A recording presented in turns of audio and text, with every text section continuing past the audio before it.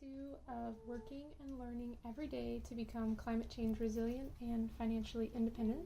I went to my job at the nursery. There's a couple of kittens there who are so sweet, but I can't play with them too much, of course.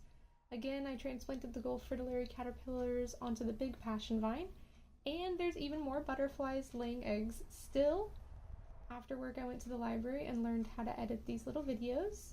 Then I dropped some stuff off at our storage unit and headed to the farm. I said hello to the guineas and they said hello back. And our bedroom is all blue now, thanks to Dustin who finished painting. I checked on the crops in the garden while I was there. We have a ton of eggplant and sweet potato right now, again thanks to Dustin. Then Autumn and I had to run an errand to get barrels, so that took up the rest of the night.